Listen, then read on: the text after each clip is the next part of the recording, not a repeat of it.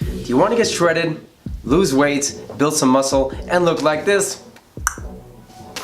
Then listen up to the rest of this video. This is your boy Bobby Amagan, and I am excited to share with you today the lessons, the trials and tribulations that I've gone through to get shredded, lose weight, build muscle, feel great, and amongst other things. So starting off, I would like to let you know about the power of intermittent fasting. So what that basically is that you have, in a 24-hour period or longer, you have a period of no eating and then a period or a window of eating. For example, when I used to intermittent fast, I would refrain from eating for 20 hours and then I have a 4-hour window where I had like planned foods that I would eat and eat it only within that 4-hour window.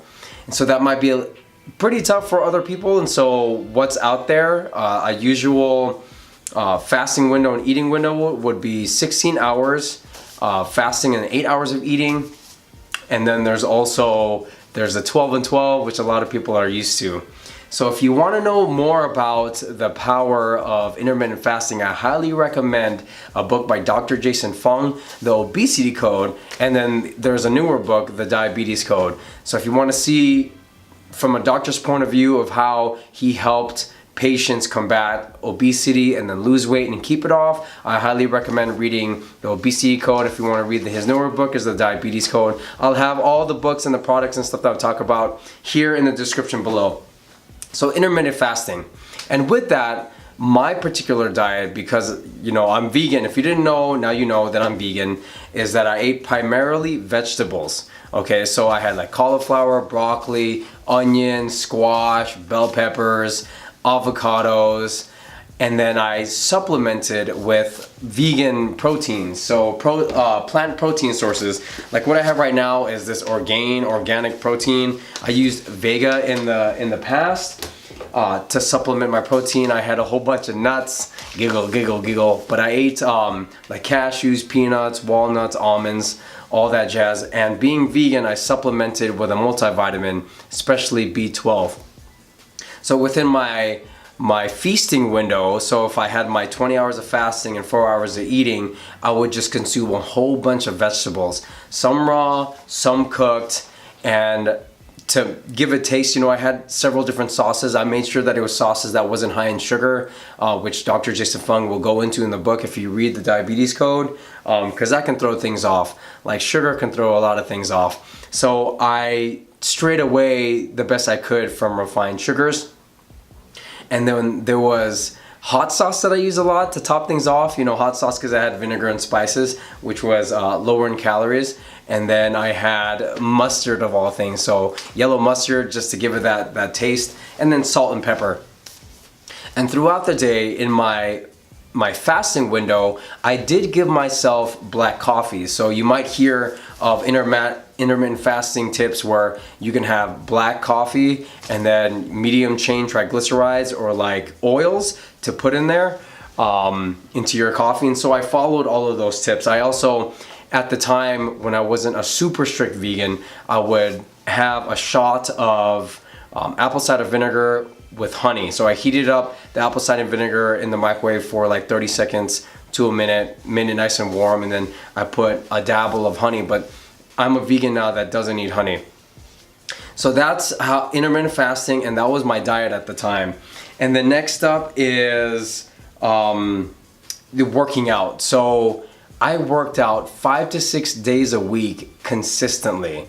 And then the workouts and the lifts that I focused on were compound lifts. So I did bench press, I did squats, I did deadlifts, front squats, overhead press, and then I did body weighted exercises. So I had a weight belt on, which is a belt which has a chain, and then I would hook on weights through the chain and attach it to my midsection and do weighted pull-ups and do weighted dips, and then with plates, like 45-pound plates, I would place it on my back and do push-ups.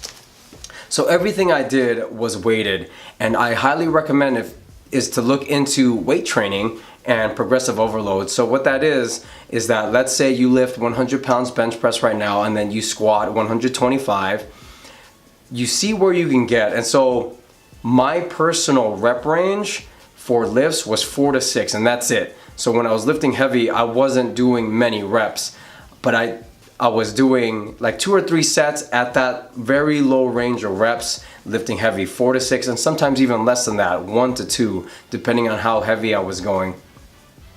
And so progressive overload, so again, if you're lifting 100 in a certain exercise at, let's say you hit that 4 to 6 and you got it, and you were struggling, but you hit up to 6, the next week add on weight. So add on maybe 2.5 pounds per side if you're using a bar, and then you brought it to 105, see how that works in your 4 to 6 rep range. Every time I hit 6 of a certain exercise, I bumped up the weight until I couldn't hit 6, and that's where I would stay and remain until I was able to hit that rep range and hit 6. And that was the indicator for me. That's what I used to get onto the next weight. There's different programs out there. I highly recommend just looking out, researching what works for you, but that's what worked for me.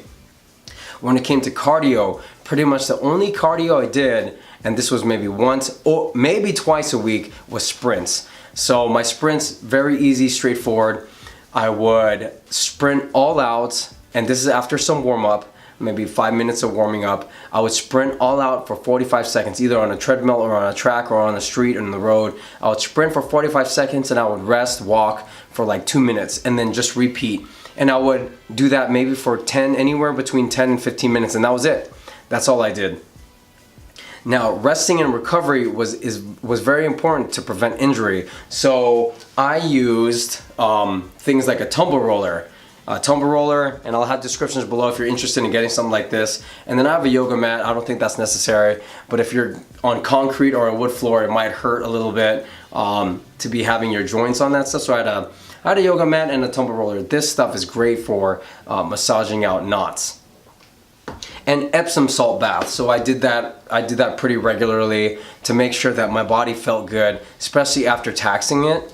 And also listen to your body. You know, I'm not a doctor or anything like that, but if you have aches and pains, I would say rest that areas and then go off and do exercises that didn't aggravate the pains. If I worked out 5 to 6 days a week and I was consistent, like very consistent, I made sure I did it because then I wanted to get a certain physique and a certain aesthetic, and I worked for it. And again, with the compound lifts and with sprints. Now, another important thing, you know, when people say it's like 85% diet and 15% working out, I'm gonna just stray away from that a little bit. It's 100% mental. So you have to make the decision. Once you make the decision that you're gonna either lose weight or improve your physique, then you really have to get on yourself to put in the effort, because it took me weeks, if not a few months, to get to the physique I wanted to attain. And then you might know this, if you're watching this, you might have struggled in the past, is that life taxes on you. You get to a point where you don't want to eat clean or you don't want to work out. And then I just broke through all those mental barriers. I made sure that when I worked out, especially when I had work in the morning, if let's say I had work at 8, I woke up at 4 so I can get myself to the gym and make sure that that was, you know, done and out of the way, that I gave myself ample time and no excuses.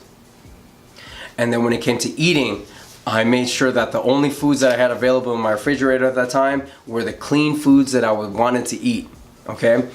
And cheat stuff, like if you're gonna have a cheat meal or a cheat day, trick the cheat day. You know, do your best to make it so you stay consistent and stay away from those things, because it could lead down, that's a gateway to failure and to break your consistency. But if you need to take a break, I would say give yourself a cheat meal.